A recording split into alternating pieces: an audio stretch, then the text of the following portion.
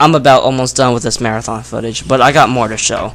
You'll notice the graphics aren't as sharp as this one that you're currently watching, and that is because I decided to go back to the old school graphics, since this port does have updated graphics similar to Halo 1 Anniversary.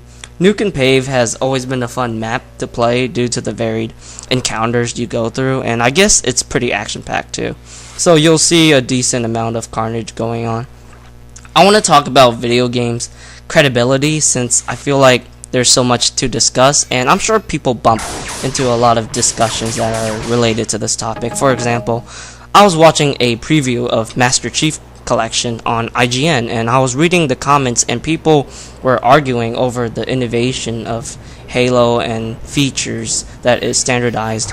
Some people were saying Halo started console shooters, but then there's people say that there were games like GoldenEye before Halo, and then there were people that considered Halo to be a very bland game compared to PC shooters like Doom or other games and such. So right off the bat, I always notice it's the more popular games that gets all the credibility for things. Like Quake is generally considered to be the game that started rocket jumping or having mouse look, while there were games before Quake like Rise of the Triad or even Marathon 1 and 2 had these type of features before Quake was even born. Or Doom is the first-person shooter ever made, since I'm sure a lot of you guys that watch my videos are Doom fans could probably relate to that. And then you have Halo with being the shooter that brought the FPS genre to consoles. Matter of fact, I remember some vid docs of Halo 1 Anniversary, and I'm sure I remember one of the developers mentioned something like that. So my question is it right for these big and popular titles to take the fame of these features that they aren't really 100% true? I personally think it's fine for the bigger games to have them because, let's be honest, if it's popular, it will have more recognition than a game that is more cult-like. But at the same time, I don't know if it's right to use words like innovate or the first to have, since I don't believe setting standards is really the same as those words I've mentioned. I mentioned.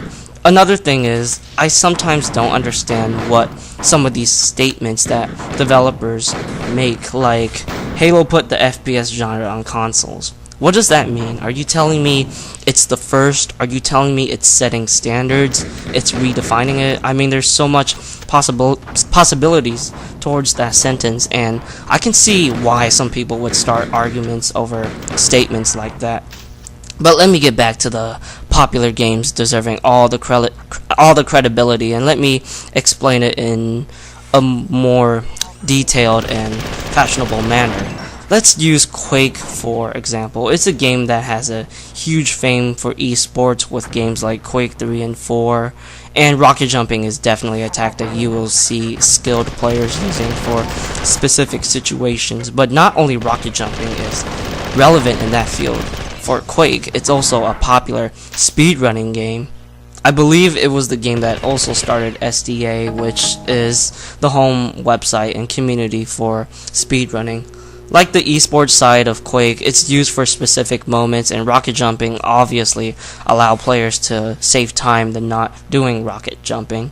If you take the time and think about it, you'll notice Quake does have a higher sense of fame compared to like Marathon, and maybe that is why I can see people believe that Quake started the rocket jump ability. Also, Quake was known to be a PC game, while Marathon is a Mac game, and PC gaming has always been more popular for computer gaming in general. So that's another reason of why Quake can be so much more successful than Marathon, and why a lot of people will think about Quake being the game that started the feature.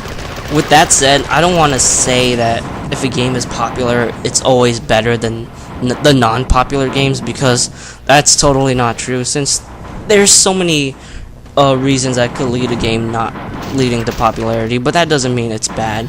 But at the same time, bad games are generally forgotten, and the more popular ones are likely the ones that will stay in remembrance.